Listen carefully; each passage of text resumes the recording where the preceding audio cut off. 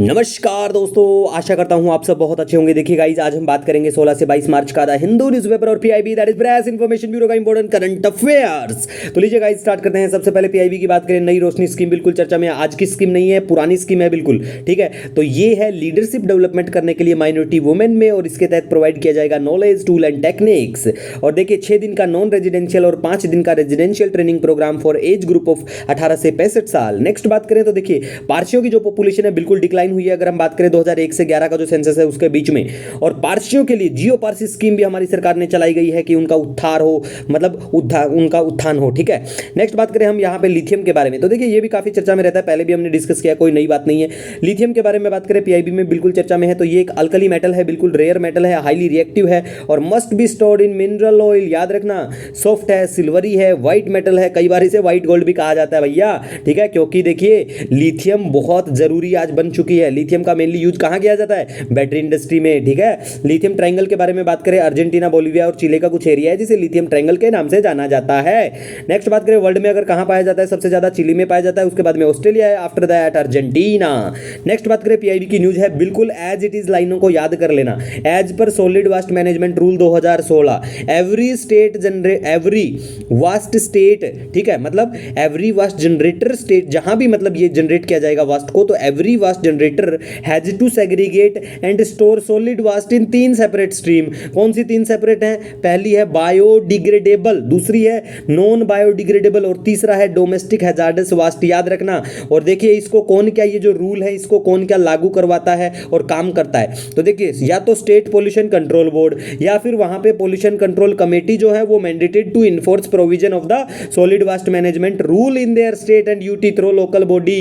याद रखना, बिल्कुल एज इट इज पेपर में देखने को मिल सकता है। नेक्स्ट बात करें निपुण भारत के बारे में, देखिए जब इसे लॉन्च किया था जुलाई 2021 में, तब भी हमने डिस्कस किया था, ठीक है, पीआईबी में न्यूज में है, तो फिर से डिस्कस करते हैं। निपुण भारत के बारे में बात करें, department of school education literacy ministry of education के अंडर में आता है, इसके द्वारा इसे लॉन्च किया गया था। और देखिए इसका फुल फॉर्म भी याद रखिए, वनडे एग्जाम में कई बार पूछ लेते हैं, जो है national initiative for proficiency in reading with understanding and numeracy, ठीक है। 5 जुलाई 2021 को इसे लॉन्च किया था under the aegis of centrally sponsored scheme. कौन सी? समग्र शिक्षा, ठीक है। किसी राजस्थान के किसी एग्जाम में ये पूछा भी गया था अभी रिसेंटली। तो जो चीजें न्यूज में रहते हैं भैया याद कर लो, रट लो इन चीजों को, ठीक है, बार बार रिवीजन करोगे अपने आप याद रहेंगी। नेक्स्ट बात करें तो इसका मेनली टारगेट क्या है? इसका मेनली टारगेट है अचीव करना universal foundational literacy and numeracy in primary classes and to ensure that all children attain grade level competency in reading, writing and numeracy. याद रखना। नेक्स्ट बात करें NILP भी चर्चा में है, जो है न्यू इंडिया लिटरेसी प्रोग्राम। ये एक सेंट्रली स्पॉन्सर्ड स्कीम है और इसका मेनली काम है स्टेट और जो यूनियन टेरिटरी हैं उनको सपोर्ट करना, किस चीज के लिए? प्रमोट करने के लिए literacy among non literate in the age group of 15 साल या फिर उससे ज्यादा की उम्र के जो हैं। उसके बाद हम बात करें गाइस, तो देखिए लामित्य बिल्कुल चर्चा में है। लामित्य 2022 ये ज्वाइंट मिलिट्री एक्सरसाइज है बिटवीन इंडियन आर्मी और सेशल्स की जो डिफेंस फोर्सेज है उनके बीच में, ठीक है गाइस। नेक्स्ट बात करें पीआईबी की, तो देखिए बिल्कुल एक डाटा है, काफी बहुत जरूरी है। जैसे इंपोर्ट ऑफ कोल जो है लास्ट 5 ईयर में, कई बार एग्जाम में पूछ लेते हैं। देखिए यहाँ पे ये जो डाटा लिखा है ना, ये मिलियन इन टन्स में है। देखिए लास्ट अगर 5 साल की बात करें तो पेपर में कई बार देखने को मिलता है कि लास्ट 5 साल से इंक्रीज हो रहा है या फिर डिक्रीज, लेकिन ऐसा नहीं देखने को मिलेगा। अगर हम 16-17 से 20-21 की बात करें तो देखिए लगातार 4 सालों में तो इंपोर्ट जो है कोल का वो इंक्रीज हुआ, लेकिन 20-21 के बारे में बात करें अब डिक्रीज होना स्टार्ट हो गया भैया, ठीक है, क्योंकि हम दूसरे भी एनर्जी रिसोर्सेज के ऊपर डिपेंड होने लग गए हैं। अब हमारा भारत प्यारा भारत होता जा रहा है, ठीक है। नेक्स्ट बात करें कोल इंडिया लिमिटेड, इसका प्लान है प्रोड्यूस करने का क्या?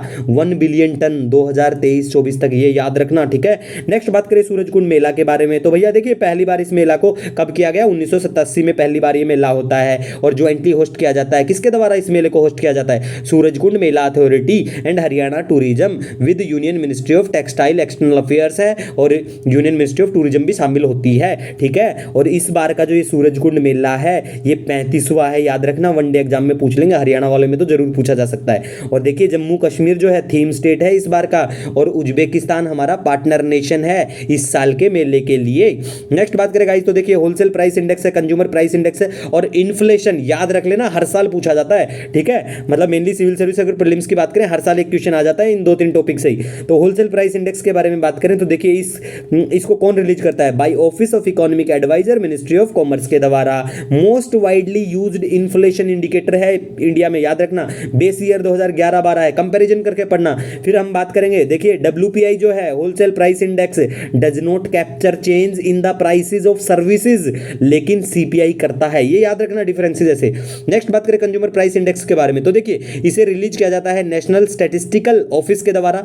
4 टाइप का ये बिल्कुल होता है, CPI फॉर इंडस्ट्रियल वर्कर, दूसरा एग्रीकल्चरल के जो मजदूर होते हैं लेबरर उनके लिए, फिर है रूरल जो होते हैं, ठीक है, लेबरर उनके लिए, फिर है रूरल और अर्बन कंबाइंड के लिए। आप देखिए हम बात करेंगे शुरुआत के जो 3 है ना, इंडस्ट्रियल वर्कर वाला, एग्रीकल्चर वाला और रूरल वाला, इन तीनों को कंपाइल किया जाता है लेबर ब्यूरो के द्वारा। लेकिन ये जो लास्ट वाला है ना कंबाइंड वाला, रूरल और अर्बन का जो कंबाइंड है 4th, इसे किया जाता है NSO के द्वारा, नेशनल स्टैटिस्टिकल ऑफिस के द्वारा, ठीक है। और बेस ईयर क्या, 2012, याद रख लेना गाइस, ठीक है। इंडस्ट्रियल वर्कर के बारे में बात करें 2016 है उसका, ठीक है। नेक्स्ट बात करें हम यहाँ पे तो देखिए the weightage of food in consumer price index is higher than that in WPI, wholesale price index, बिल्कुल याद रखना, ठीक है।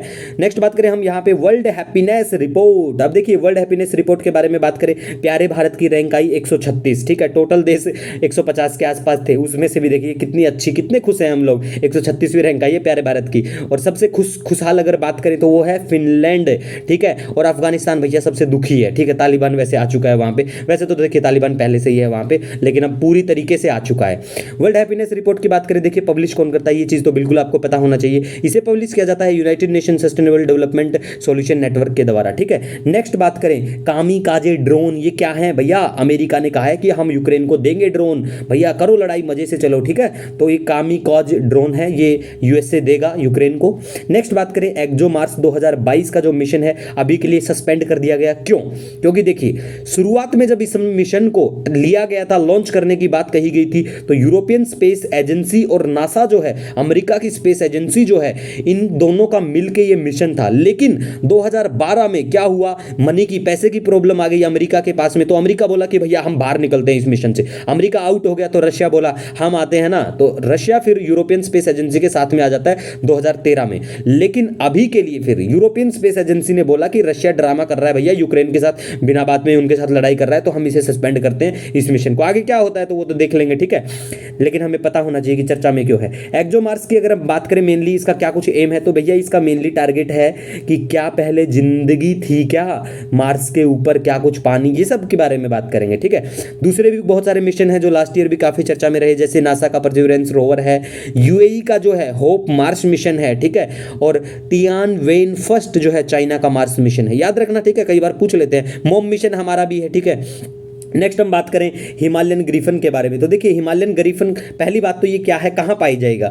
हिमालयन ग्रीफन की बात करें तो भैया जहाँ हिमालय है वहाँ पाया जाएगा, ठीक है। और इसकी आयुषन की कैटेगरी की बात करें नियर थ्रेटन्ड है, ठीक है। एक दो इन्फॉर्मेशन आपको पता हो ना, एलिमिनेट अपने आप कर लेंगे, वैसे देखिए कितनी चीज़ों को आप रटेंगे, तो कुछ कुछ तो आपको पता होना चाहिए। नेक्स्ट बात करें 8वां शेड्यूल न्यूज में, क्यों चर्चा में है 8 शेड्यूल हमारा, वैसे तो देखिए हमें बिल्कुल पता होना चाहिए हमारा 8वां शेड्यूल के बारे में, क्योंकि हमारी 22 भाषाएं इसमें शामिल हैं, ठीक है, कौन सी क्या है वो सब आपको पता होना चाहिए। तो देखिए 8वां शेड्यूल इस वजह से चर्चा में आया कि इंडिया का जो, हमारे प्यारे भारत का जो संविधान है ना, वो पहली बार ट्रांसलेट किया गया OL चिकी स्क्रिप्ट में, जिसे कहा जाता है संथाली अल्फाबेट भी कहा जाता है, पहली बार उसमें हुआ। अब संथाली के बारे में बात करें तो देखिए बोडो, डोगरी, मैथिली और संथाली, ये जो भाषाएं हैं 92वां अमेंडमेंट एक्ट 2003 के तहत इनको शामिल किया गया था। हमारी जो 22 भाषाएं, शुरुआत में 22 नहीं थी हमारे 8 शेड्यूल में, शुरुआत में तो 14 भाषाएं इंक्लूड करी गई थी, ठीक है। अब 8 शेड्यूल के बारे में नॉर्मल पता होना चाहिए कि official language of the Republic of प्यारा भारत इसमें शामिल है,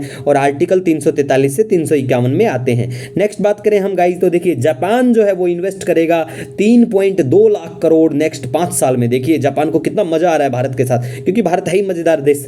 नेक्स्ट बात करें BBNG ट्रीटी, तो देखिए इसे ट्रीटी ऑफ हाई सी भी कहा जाता है। ये मेनली है sustainable use of marine biological diversity of area areas beyond national jurisdiction. और ऐसे जो एरिया है ना, अराउंड 95% जो है ना वो ऐसे एरिया आते हैं बियॉन्ड नेशनल जुरिस्डिक्शन के जो एरिया आते हैं। अब नेक्स्ट देखिए, बेसिक चीजें अगर आप कोई वनडे एग्जाम देते हैं तो आपको पता होना चाहिए। जैसे एन बीरेन सिंह चर्चा में है। कौन है एन बीरेन सिंह? मणिपुर के नए सीएम बने हैं, ठीक है। नेक्स्ट बात करें तो 65वां बर्थडे था किसका? लेट जनरल बिपिन रावत साहब का। He was first CDS, chief of defence services, ठीक है, डिफेंस स्टाफ, सॉरी। और 27वां क्या था वो? जनरल बिपिन रावत के बारे में 27th chief of Indian army भी था। उनकी डेथ कब हुई थी? देखिए वनडे एग्जाम में पूछा जा सकता है, 8 दिसंबर 2021 को उनकी डेथ हुई थी भैया, याद रखना। उसके बाद में देखिए पीआईबी में भी काफी चर्चा में रहता है, प्रधानमंत्री फसल बीमा योजना है, आर्कटिक काउंसिल, इन सब चीजों को 1000 बार डिस्कस कर रखा है हमने। नेक्स्ट बात करें, देखिए जापान के प्राइम मिनिस्टर साहब है, वो भी चर्चा में रहते हैं, तो भैया नाम याद रखना। क्या नाम है जापान के प्राइम मिनिस्टर का? फूमियो किशिदा, ठीक है, ऐसा भी नाम हो, हमें पता होना चाहिए। उसके बाद में ऑस्ट्रेलियन प्राइम मिनिस्टर, वो भी चर्चा में रहते हैं, स्कॉट मॉरिसन साहब, ठीक है। इसी के साथ देखिए गाइस, अगर आपका कोई सजेशन है, कोई सुझाव है, नो डाउट आप मुझे कमेंट कर सकते हैं, मेल कर सकते हैं। हमारा इंस्टाग्राम हैंडल है द हिंदू पीआईबी नोट्स, वहां पे जाके आप हमें बिल्कुल पर्सनली मैसेज कर सकते हैं। मिलेंगे एक नए वीडियो लेक्चर के साथ, तब तक के लिए हैव ए ऑसम डे।